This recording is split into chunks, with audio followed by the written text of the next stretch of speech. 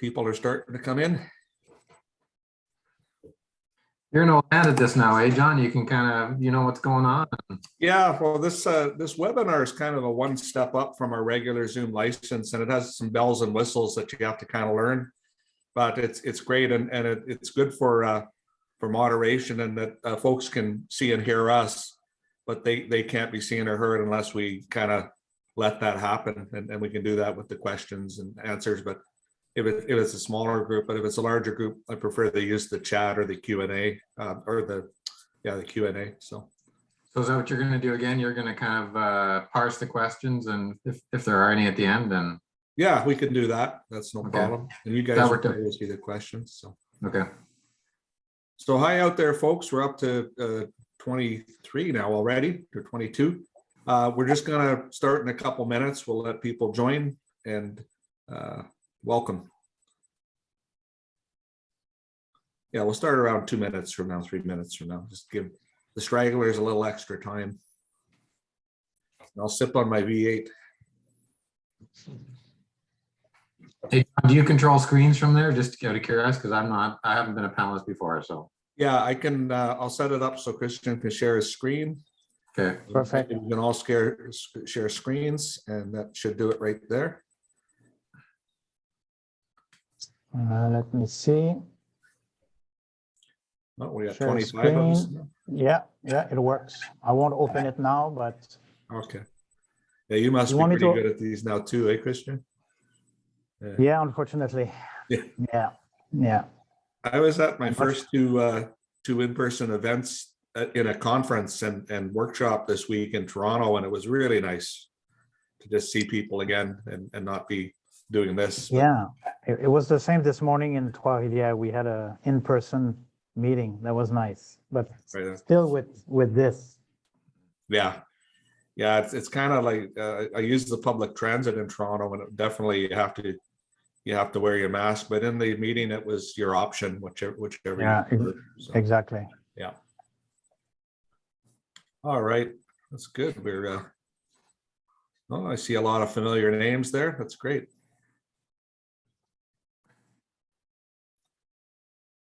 So 1 more minute, and we'll get started, everyone.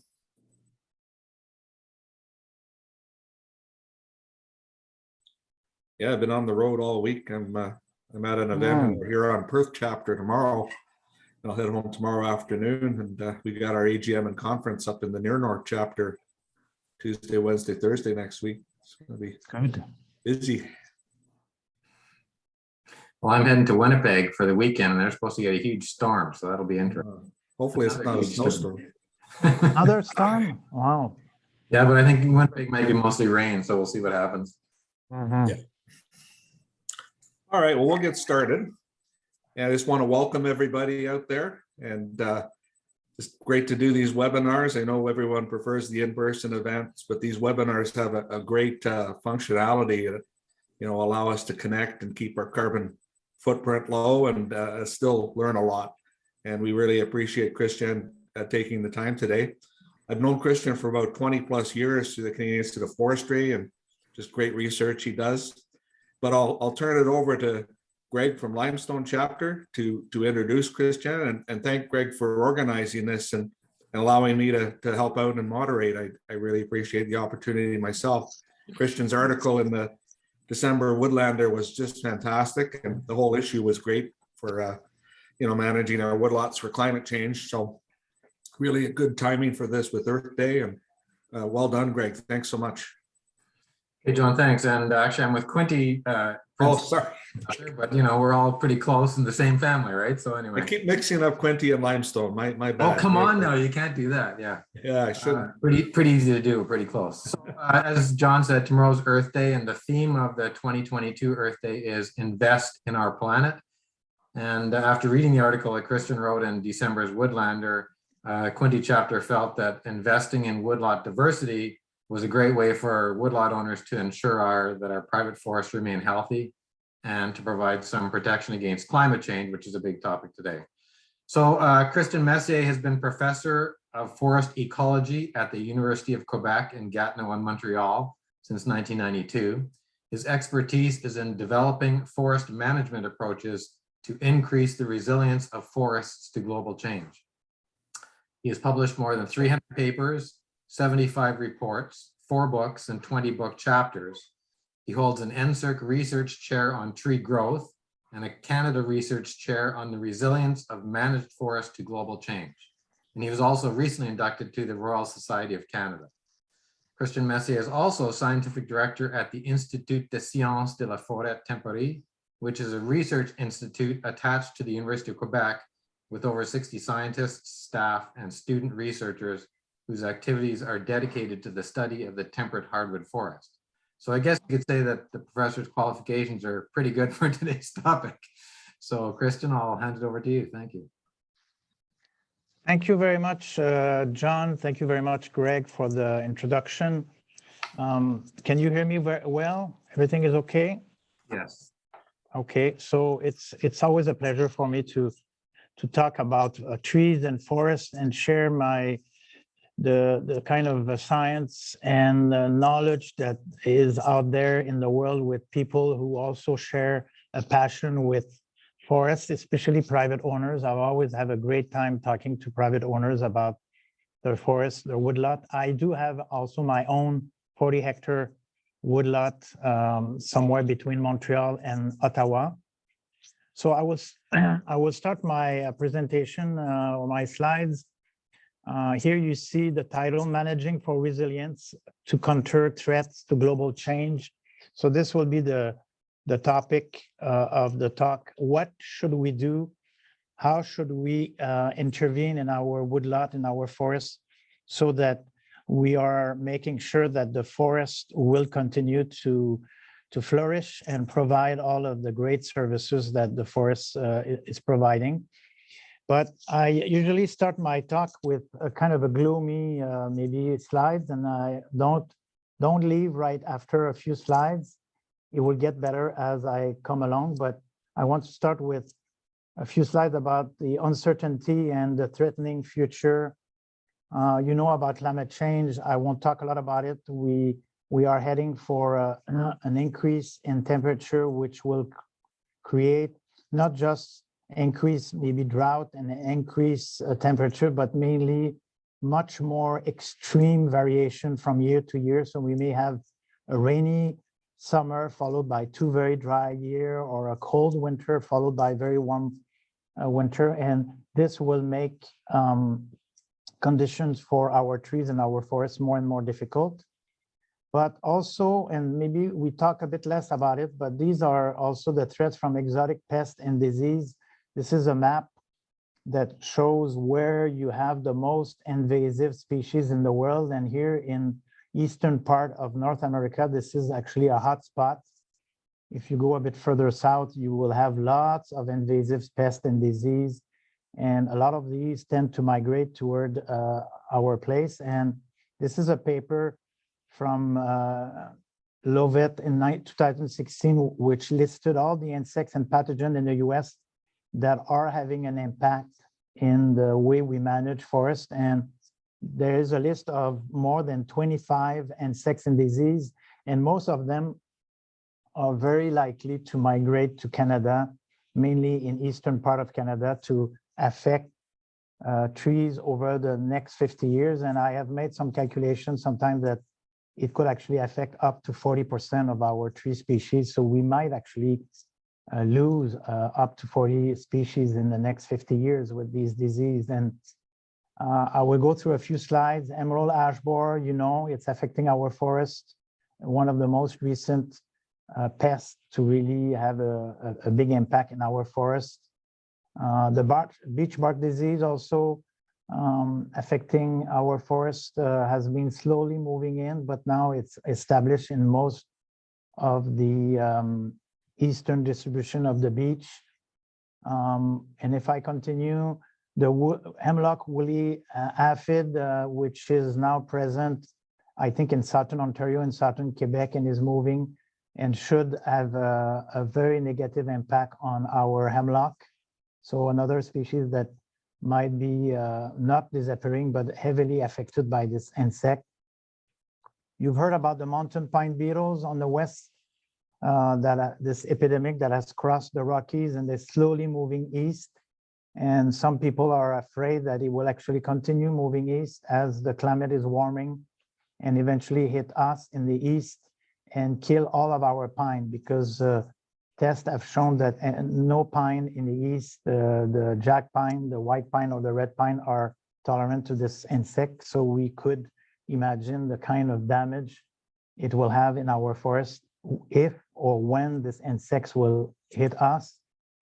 You know the Asian longhorn, beautiful little insect, still present in the US, under control.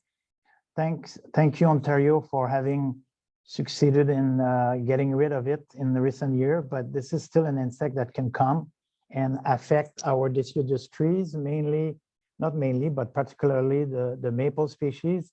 And sometimes when I say to people that this insect or another insect might actually wipe out our maple trees, people don't believe me, but I always bring back this chestnut story, you know, the great disappearance of the chestnut in the eastern forest from a fungus that arrived from Asia in 1904. And now we're talking about a species that had the same abundance, the same extent of the sugar maple tree, and was almost totally wiped out. So these are not very nice projections. Here is a paper, 2018 in Nature Climate Change, a very nice paper, very nice study, where they look at all the continents in the world in terms of what are the main disturbances that are likely to increase in the future. And I won't talk about all of the continents, but just the North American continents. And where you have the pink area, this is the type of disturbance that will be increasing a lot in the future. And this will not be a surprise, but we'll have more drought, more fire, more pathogen, and more insects. And this will affect our forest and the way we manage our forests, so much so that in their conclusion of this paper, they say that both the ecosystem and the society should be prepared for this increasingly disturbed future of forest. And I know you know about it. I think we hear a lot about climate change, but we should not forget about pests and insects that also can have an impact. And I just like to look at what newspapers say, a clip from The Guardian in the US, tree damaging pests pose devastating threat to 40% of the US forests. This was a few years ago.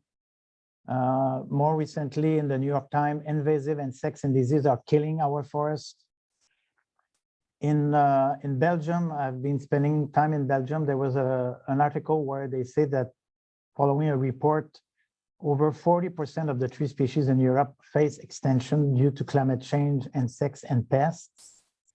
Another report from the Germany journal that says that the forests in Germany are on the verge of collapsing. This is following the very, very severe drought they had a few years ago that was followed by a lot of insects killing the trees.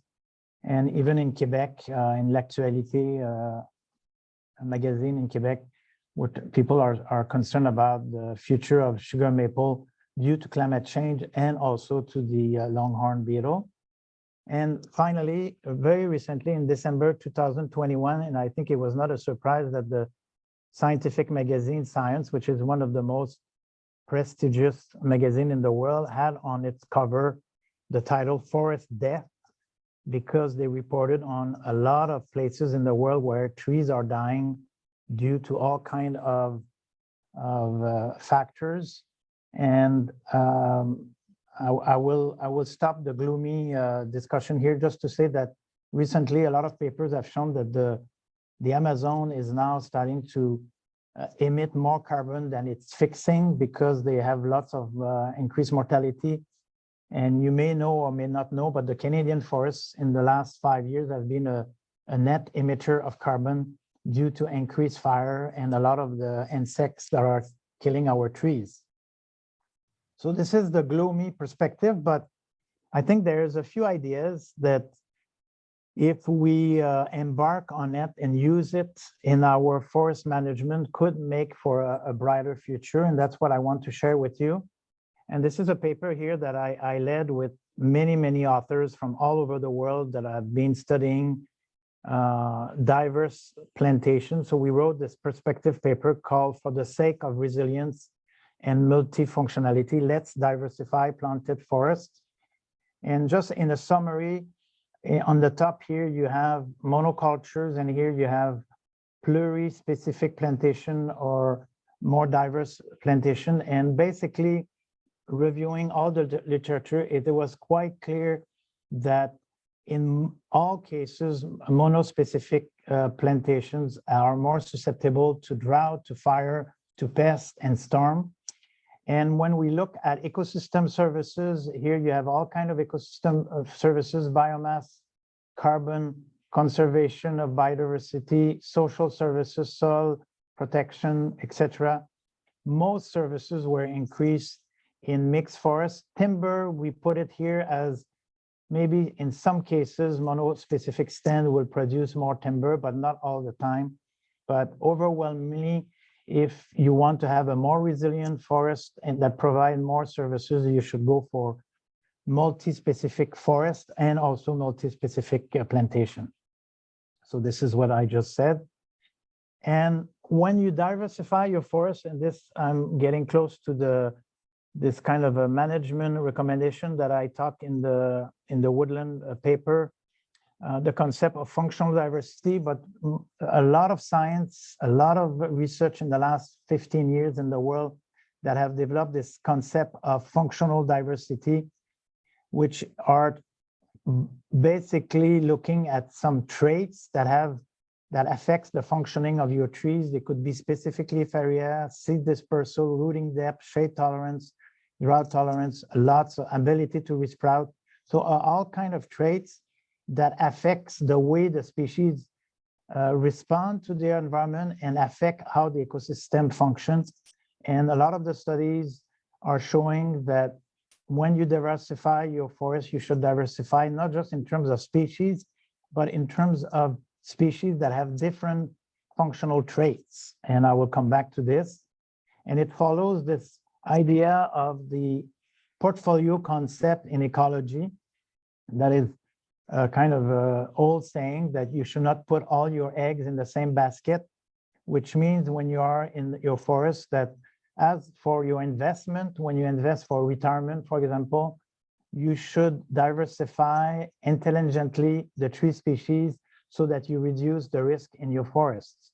If you manage only for one species or two species, you have much greater risk that in the next 30, 40, 50 years, with climate change, with a new pest or a pest that is already there or an insect or a disease, you might actually lose everything. So you should diversify, but you should diversify in an intelligent way.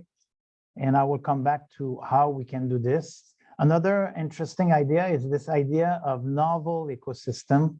I don't know if you've heard about this concept, but basically the idea of novel ecosystem is that today here in your woodlot, for example, the environmental conditions have changed dramatically over the last 100 years so that your forest is not growing under the same environmental condition. Let's think about temperature, maybe input of acid rain, of nitrogen.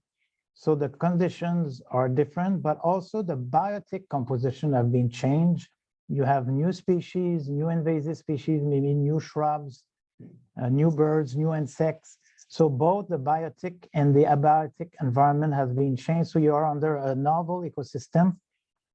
And what it means is that now when you intervene in your woodlot, you should not maybe only look at what were the previous conditions or what you know from previous experience, but also look at on the future and how the future is likely to continue change and where you have a lot more uncertainty. I think this is, if there is a certainty in our forests, in our world today, is that the future will be more and more uncertain.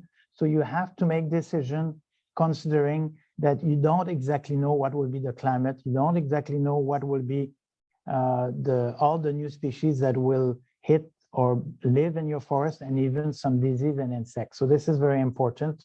Another interesting concept is assisted migration. Some provinces are starting to look into this, like BC. Most of the province are doing some research, but the idea is that since our climate has changed so much, the conditions have changed so much, we should, when we plant trees, we should maybe start looking at modifying the genetic composition of our forests. So maybe planting the same species, but using provenance from seed coming from further south, for example, or even the specific competition. We should even start moving some species that could actually grow better in our new environment. And I think this is what we mean by assisted migration, and it could be a way to increase the diversity in an intelligent way so that you increase the resilience of your forest. Here is a little animation that will show you the relationship between diversity, complexity, and resilience. So this is on the x-axis, diversity, complexity, or redundancy, and here is the resilience or adaptability of your forest. And basically, this graphic explains why having a diverse forest is key to maintain its resiliency. For example, let's say you have a forest here that has high complexity, high diversity. Redundancy means that you have species that have similar traits, similar function, but you have many species so that if you lose one, there will be another one able to play the same role. And if you have climate change, drought that kills some species, or insects and disease that kill some species, your forest will reduce its complexity and diversity. But since you are on the very high diversity plateau of this curve, you will maintain in a way the resiliency and the services of your forest. But if you are, in this case, a forest a bit less diverse, and the same thing happen, you might still maintain quite a bit of function, quite a bit of services, and quite a bit of resiliency, but you will be on the cusp of what we could call a collapse. Whereas if you have a monoculture or very low diversity species like Forest C, and you lose one or two species, then you have what we call a collapse, where you lose resiliency, you lose function, you are in a different system. I wrote a paper a few years ago with a colleague from Australia about avoiding ecosystem collapse in managed forest ecosystem. So basically, forests with low tree diversity and complexity tend to have low resilience and provide lower services. So I think you're starting to understand the message. And now let's move to maybe the most interesting part of my talk for you. What should you do in your forest starting today to increase the resiliency of your forest? And before I go to this, I have to say that we need to do this. We need to kind of change some of our thinking, some of our paradigm that has been guiding foresters and forestry. And here is the evolution of the thinking of forestry. I often say that until 1990, the main purpose of doing forestry was to simplify the forest, to produce key species that were very valuable for timber industry and making money. And starting in the 1990s, we started to be concerned about biodiversity. So we started to use this idea that we should maybe emulate how nature functions and produce timber in a way that is more natural to maintain biodiversity. But our guide, when we say emulating nature, was often the forest that we are used to or that used to grow in the past. And I think now we need to move to this new paradigm where we manage for resilience and adaptability, not necessarily trying to repeat or replicate how the forest was in the past, because the current conditions and the future conditions are so different or will be so different that we need to actually start modifying our ecosystem. So all this is based on a paper I wrote in a scientific paper journal called Forest Ecosystem, the functional complex network approach to foster forest resilience to global change. I wrote that with many colleagues. And basically, the idea here is to manage your forest to increase both functional diversity and functional connectivity. And the first one, functional diversity, is related to what I explained before, are looking at traits. What are the functional traits of different species? let's say in this image, you have some pine, you have some spruce, you have some maple, birch, aspen. Each species have different traits. And when you compile these traits, you could look at trying to have 3 species that have the most diversity of traits. This is what I mean by to diversify intelligently, so that no matter what will hit your forest, there will be some species that will be adapted to these disturbances and be able to regenerate and regrow following these disturbances. And if you have these very diversified forests well situated in your forest or in the landscape, they will act as a source of seeds eventually to disperse in your forest around that may have been affected by disease and drought, and naturally regenerate your forest with new species that are better adapted.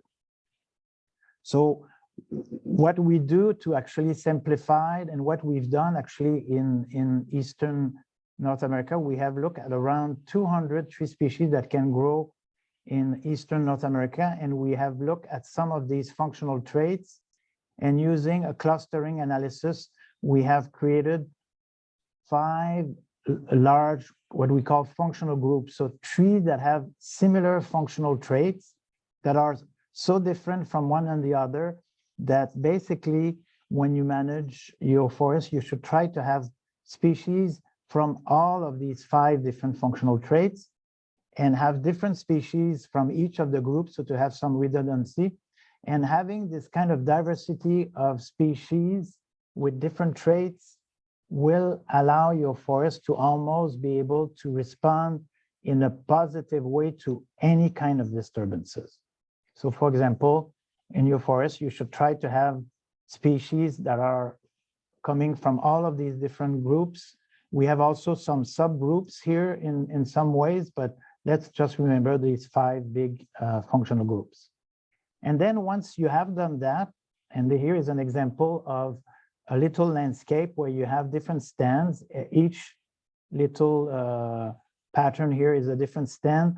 And the color here is related to the functional diversity, which means how much traits, different functional traits are present in your stand. For example, here you have less than here, because although you may have many species, a lot of the species have similar traits. So you could have a stand with 5 species that have a lower functional diversity than a stand with 2 species, because the 2 species have very different traits. So you can go about and characterize the functional diversity of each of your stands. This is the first step. And then the second step is look at the functional connectivity, which here has a value of 1.8, but this is not very important. But the functional connectivity is these arrows, and these arrows show that if a stand can disperse its seed, if the species can disperse from one stand to the other, you look at the diversity of traits that these seeds can carry, and the thickness of your arrow is the diversity of traits that can move from one stand to the other. So if this stand, for example, that has a low functional diversity get disturbed, then there will be seeds from the adjacent stand that will be able to come, and seeds from a very wide variety of functional trait, because the arrow is big. So this is what these arrow means. When these arrows are very narrow, it means you have some connectivity, but less. And so to increase the resiliency of this forest or landscape, you need to do 2 things. You need to try to increase functional diversity in your stand, but since you could probably not affect all your stand at the same time, you need to aim at some stands that are the most central, like these 3 stands with a blue arrow. They are quite central.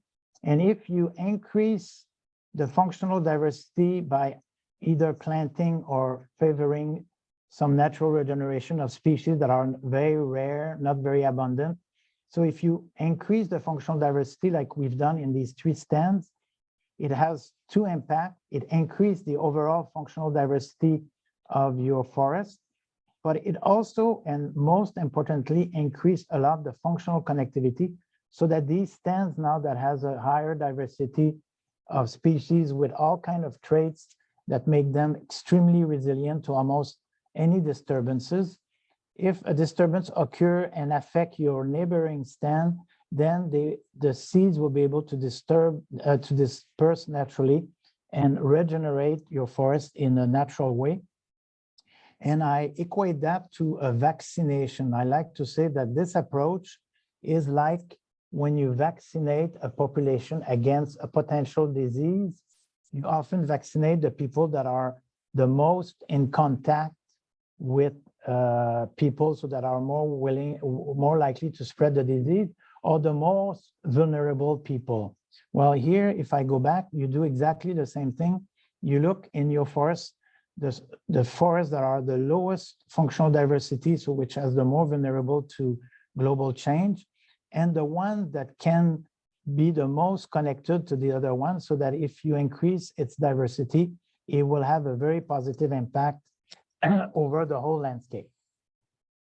So we have tested this idea in Ontario. Actually, we work with the Haliburton Forest in Ontario. We wrote a paper in Forest Ecology and Management entitled "A Simple to Use Management Approach to Boost Adaptive Capacity or Resilience of Your Forest to Global Uncertainty." And I will go quickly. I don't have a lot of time, but I just wanted to show you a bit of the idea here. Is what we did. Let's see, you had this was a large forest, 5,000 hectares. So what we did is we calculated for each stand what was the functional diversity of each of these stands. You see some of the different colors here. Then we calculated the functional connectivity. So the arrow here are the connectivity. So each stand could disperse seeds in the neighboring stand. So we create this kind of network of connectivity. And then we simulated some different management intensity here that you have on the x-axis, and different type of management, just harvesting a low proportion of the trees or high proportion, harvesting with planting a few species or planting a lot of species. And what was quite clear is that if you want to increase functional diversity and functional connectivity, which are very good indicators of resiliency, you need to remove some of the trees and to plant some new species so that you will have most impact. So this was actually the main conclusion of this paper. And I will finish by showing you my little 40-hectare woodlot, which is in, as I mentioned, between Quebec, between Montreal and Ottawa. And we are actually developing a little model, an app actually, that now we call Silk Forest, basically that will allow for these private forests to determine what is your functional diversity, what is the functional connectivity, also evaluate the vulnerability of your tree species to all of the known disturbances, even calculate different ecosystem services in terms of carbon diversity, wood, and maybe even water retention. And then, as you see here, what we've done is I characterize all these stands, and here you have the distribution of the species per stand. Each color is a different stand in terms of the 5 different functional groups. It's in French here, but it shows the different 5 functional groups. I didn't have any species in this functional group, and this worried me a lot because this functional group that is missing are species that are tolerant to drought. And I had lots of conifer and lots of conifer that are actually not tolerant to drought, and a lot of deciduous also that are not tolerant to drought. So the first thing that we've done in my forest to kind of increase the resiliency was to reduce by logging these 2 different groups that were too abundant. So the idea is to cut by doing some cutting. And the cutting, you don't need to do cutting everywhere, or you should not do cutting in the same area, but you should distribute it over your landscape and then establish 3 species of the 3 other functional groups that are missing. And if you do that over all your woodlot, knowing how the seeds of these species will disperse when the trees will be mature, you will in a way protect your whole woodlot. This circle shows the length of the dispersal of the seeds. And in this way, you actually make sure that no matter what happened to different stands, there will be new species better adapted to the future changes that will come and regenerate your forest. So you have actually, in a way, vaccinated your forest against global change. So this is the basic idea. And the conclusion of this talk, and I think this is a fairly positive talk, is often when we cut trees, people see that negatively, but in many ways, in a lot of our forests, because they are becoming more and more misadapted to the future conditions, we need to do some forestry, and forestry can and should be used to help the forest to adapt to future uncertain biotic conditions. So just to tell you that I have been working also with NCASI, which is an organization that regroups most of the big forest company in Canada and the US. I presented this approach of functional diversity and connectivity, and I convinced all of these forest companies to embark on a very ambitious project to redefine the way we do forestry in Canada. And I will terminate on this. Here are the map of all the forest management unit where the forest companies have accepted to test this novel approach, where when you harvest a forest, you look at where you should harvest and what you should regenerate naturally or plant to maximize functional diversity and connectivity and to increase resiliency. So this is a big project that will look at, at the feasibility of this over the whole of Canada, the cost, the social aspect of this. And we are in the midst of writing a proposal and submitting that to the NSERC, which is the National Engineering and Research Council of Canada, to start implementing this approach and see if it could actually be something that will help the forest of Canada increase its resiliency. So thank you very much.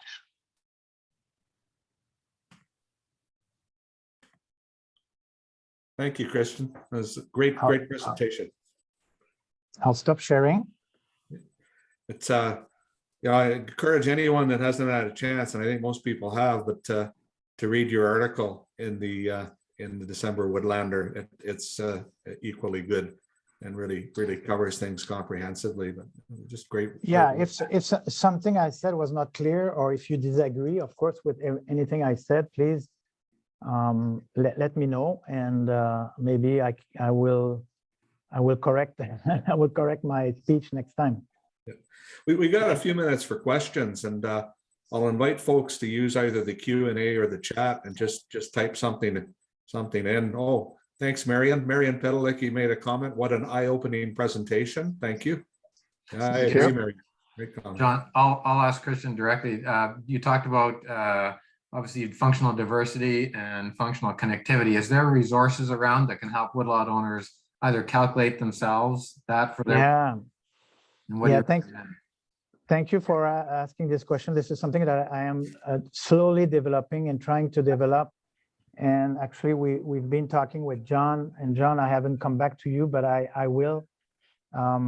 I would like to work with some kind of association in Ontario or Quebec to develop a tool like this, so that depending on the level of knowledge you have on your stands, I would like to develop a tool where foresters or even a woodlot owner, knowing what species you have, you can enter the species, the localization in your stand, and then the program will tell you what you should plant where to maximize functional connectivity and diversity and even ecosystem services. So this is a tool that we are hoping to develop in the next probably in the next year. And John, I will come back to you about a proposition to develop this. Of course, it requires money, but I think there's a lot of interest. And I'm hoping, in a way, I should not say that, maybe there is some forest companies, part of my big Canadian project, that knows about it, but this big project will facilitate the development of these tools because we will have the money to develop these tools for these very large landscape, and then we can adapt it for the private owners. But yes, this is something that is absolutely needed. And just to mention that I have developed similar ideas for also the urban forest, although their connectivity is not a component because mainly all the trees are planted, but the idea of planting trees on the street or in a park so that you maximize functional diversity so that you may not lose all of them when a new emerald ash borer come and kill a new species. You will have species that are actually very diverse and not susceptible to the same disturbances. So the same idea applies to urban forests. Perhaps John, that LiDAR technology that DOW is using quite a bit now might assist in that, right? That would tie in nicely, probably. I think so. I think certainly for, checking out what's there originally, monitoring, that's going to be part of the puzzle for sure, part of the solution. But yeah, excellent. That opened the floodgates, Greg. Good, you got people started. There's about 6-7 questions in the queue now. First one from Lee. Are the nurseries bringing seeds and/or seedlings from other seed zones for use in the more northern planting areas?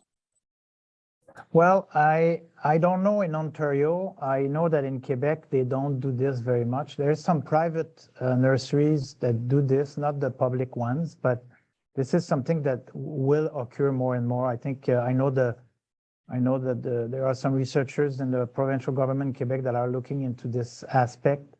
So I think this is something that will happen in the future, and I think we should encourage this. Although I will never encourage to totally replace a seed provenances from another one.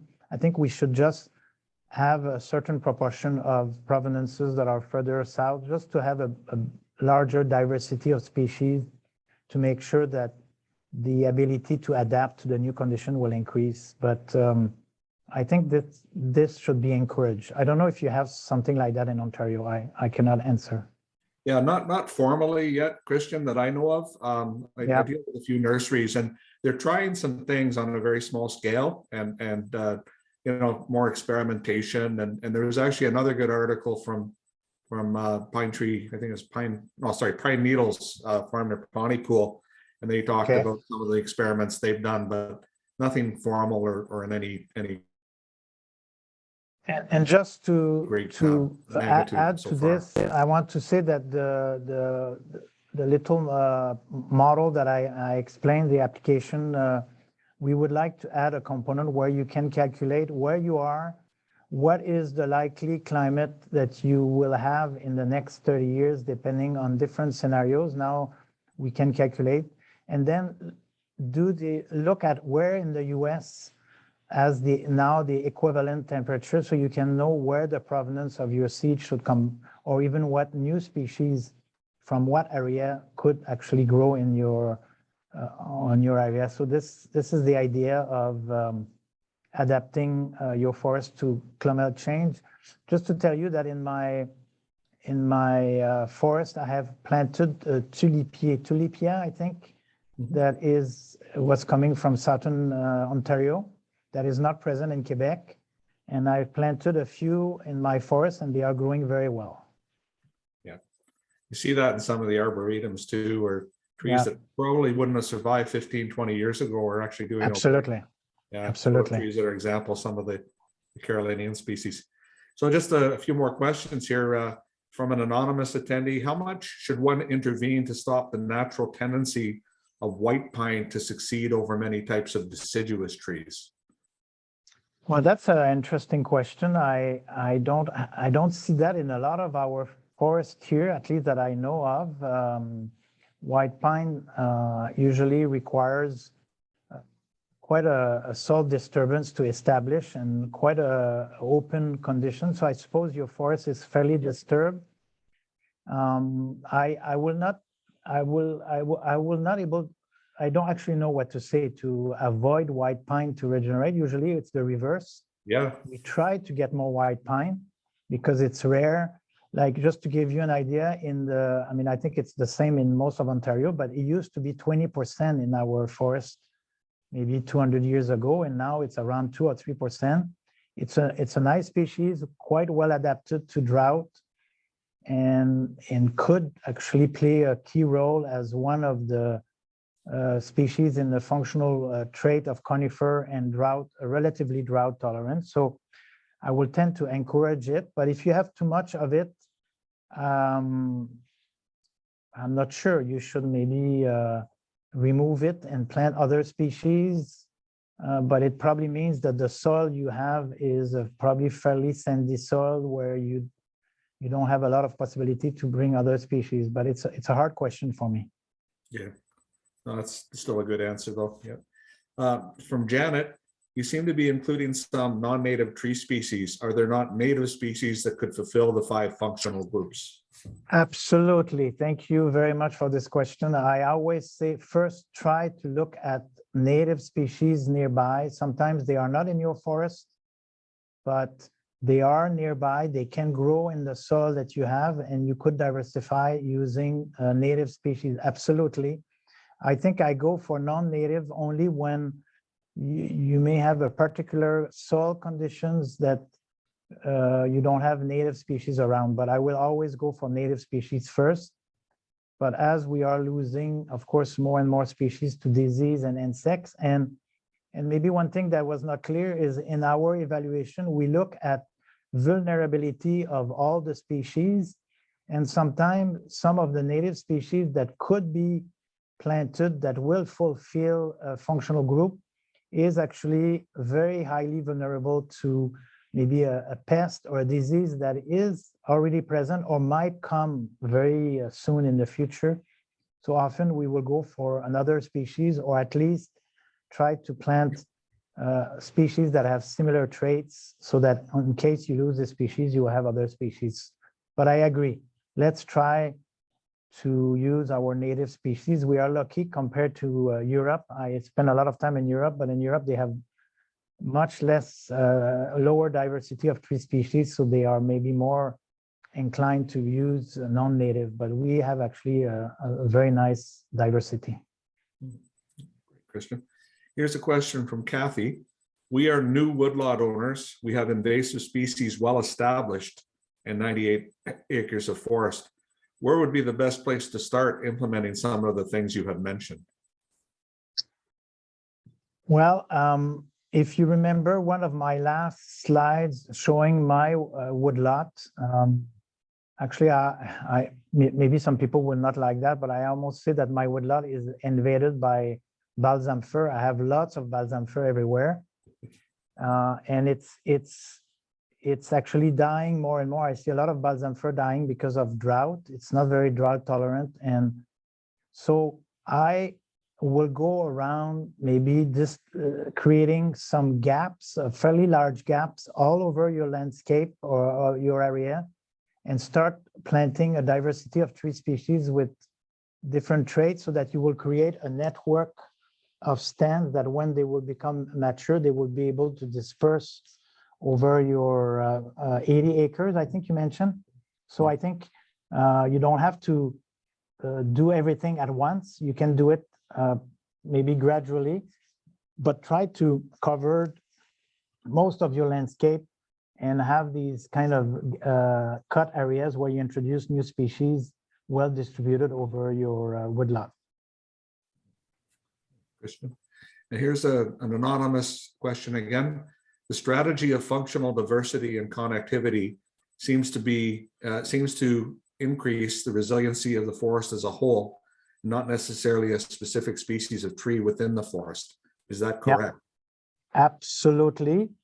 And actually this morning, I'm actually in Trois-Rivières in Quebec, and there was a meeting with the forest industry here. And I was saying that we need to change the paradigm of how we used to manage of our forest. And I say it's to reverse what I call the forest industry forest link, and reverse it to have a forest to forest industry. And what I mean is usually the market or the forest industry was telling us what species we need to plant so that they will buy the timber and there will be a market. But more and more, because of the uncertainty of climate and pest and disease, and even uncertainty in terms of what will be the future market of our timber, I feel that we should maximize functional diversity and resiliency and worry much less about what we plant and what will be the market of our trees, because if it takes 30 to 40, 50 years to grow, nobody can know what will be the future market. And I always like to use the example, I studied at UBC in the early 90s, late 80s. And when I was there, we were killing red alders with herbicide to favor Douglas fir. But in the last 10 years, actually, there is a very nice market for red alder for furnitures. It's very high value and their price is almost as high as Douglas fir. So we've been killing the species, spending millions of dollars for no reason. And on top of that, it's a species that fixes nitrogen for free and provides a very nice diversity. So I think we should basically manage our forests to have a nice diversity of species that will ensure that we have a well-functioning, thriving forest, and there will be a market, because in the future, we will make maybe plastic out of cellulose more and more. We might have these new beams that will use whatever fiber that is available. So I'm not too worried about it. And I will even finish by saying that I have a very nice project with an architect, a professor in architecture at McGill University. We have a PhD student that is looking at how to make houses and beams and all the things that we need to build a house out of the greater diversity of tree species, because he has endorsed this idea that it's not the wood industry or the construction that should drive what we plant, but in the reverse, they should adapt to what we need to produce to have a resilient forest. And I think it's just a question of doing a bit more research and what will I say, relaxing some of the rules, and we can use all kinds of species in our construction. Thanks for a great answer. And from Baden, what conifers would you recommend in Eastern Ontario right now? What is Eastern Ontario? Ontario is so big. Yeah, it's towards Ottawa and Kemptville. All right. Cornwall. Yeah. Yeah, I mean, that's an interesting. I tend to be very careful. I don't like to eliminate any conifers right off the bat, although in this area, I will tend to, I mean, we don't plant balsam fir anyway, but if you have some balsam fir, you can keep it, but don't favor balsam fir. I will tend to go for a diversity of species like pine, some larch, and maybe, of course, some spruce, but spruce, you have to be careful. It might be sensitive to drought. So it really depends if you have a site that has actually a good water retention or not.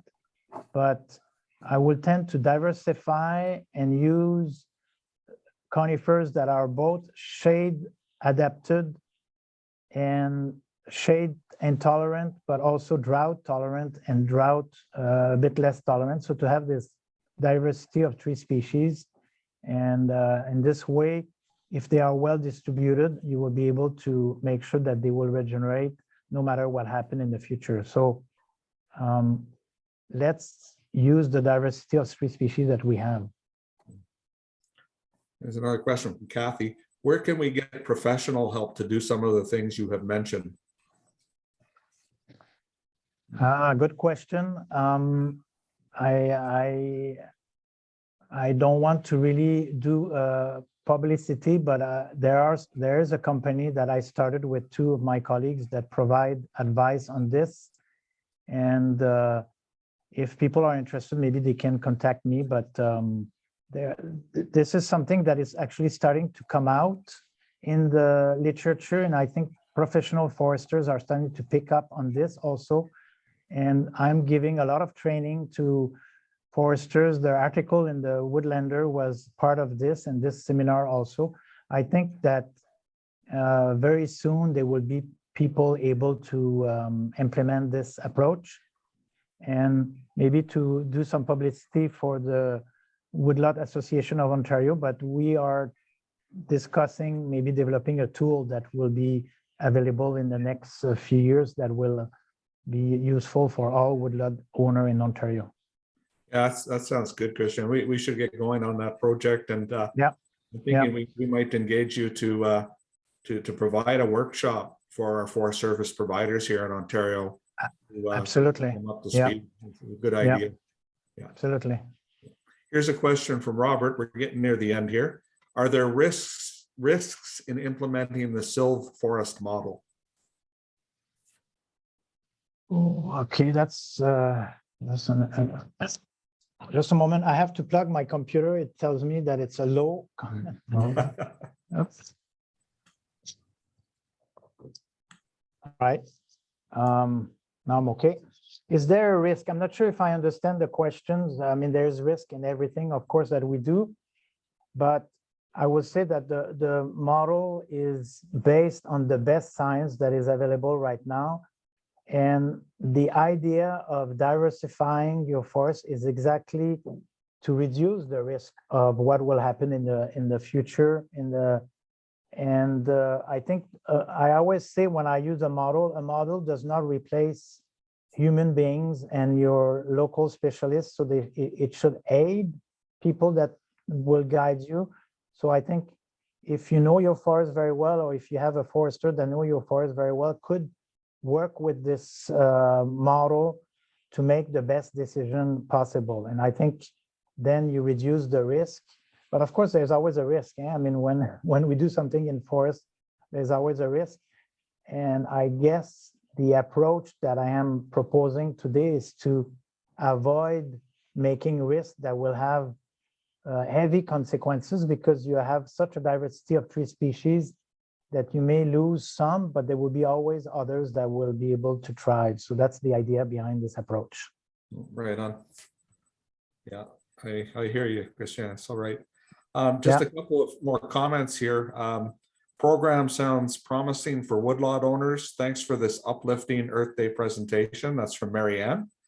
And also from Neil Carlton, happy to volunteer our family's woodlot at McDonald's Corners for this approach. And then there's one last question here. How do I start to tackle my 35-acre pine plantation? So it's a pure pine plantation. Yeah, I think, I don't know how big the trees are. If they are, some of them are ready to be harvested, I would say to start harvesting them in kind of a gap patterns all over your forest, and then start regenerating with other species. So you can do it in an incremental way. I will not go and just wipe everything out, but you can start doing some cutting over the next maybe 15, 20 years, cut a portion of your forest and then diversify it. And this way you will slowly increase the resilience of your forest. I think I've had the similar question in Quebec, and that's what we have been suggesting. Yeah, that's what we're helping people to do with our cooperatives, get in there and do some thinning that's desperately needed in those sorts of plantations. And exactly, they're really delighted with the results. You know, it's good. And just from, oh, sorry, go ahead. No, that's okay. I was wondering what kind of pine. Was it white pine? We didn't know, but anyway. Yeah, most of the plantations we find are red pine, and there's a few white pine here and there, but all right, majority by far are red pine that we planted. Okay. Just a comment from Robert. Thank you. Great presentation. And then a couple of late questions came in. Do you have time, Christian? Can we go for 5 more minutes? Sure. Okay, Sure. thanks. Yeah. Let's do. We'll cut it off after these two. We don't want to keep you all day here. Oh, there's a third one's come in. All right. Are the issues in Germany all being contributed to climate change, or is it some of the management practices from the last 500 years? Yeah, it's both actually. In Germany, as in most Europe, they have really converted their natural forests into plantation. In Germany, they have lots of Norway spruce, all of the black spruce forest has been always almost all totally converted to spruce, which grew very well for a while, but is not very drought tolerant. So they've been having more and more drought in recent years. And with drought, sometimes the drought will kill the trees, but also often it will weaken it, and then they get affected by all kind of insects that didn't used to be a big problem, but become a big problem. And it's quite dramatic. In some part of Germany, 30% of the forest is dying, that's why there was this article in Science, Forest Death. This is a catastrophe, especially German. I mean, like most people, but German love their forest. And they are re-examining totally the way they manage forest. I've been spending many months there. I collaborate a lot with people there, and I have to say humbly that this approach is being now considered in Belgium, in Germany, as a way to increase the resilience and avoid this kind of catastrophe in the future. They have similar thing in Belgium, by the way, and in a lot of other countries, but we hear more about Germany because it's a bigger country, but they have the same problem almost everywhere. Yeah. Okay. And not to be pessimistic, but I am afraid that in the next maybe 10, 15 years, we may have a drought like they had. Just to give you an idea, they had no rain from beginning of May to the end of September, no rain whatsoever. Oh boy. Which is in some forests where we tend to have the same kind of rainfall as we have here. So this is very, very, very catastrophic. Yeah. Yeah. Wow. All right, last two questions, and thanks everyone. These are great questions. Kathy, would you get rid of invasive species, dog strangling vine, buckthorn first, or diversify your forest?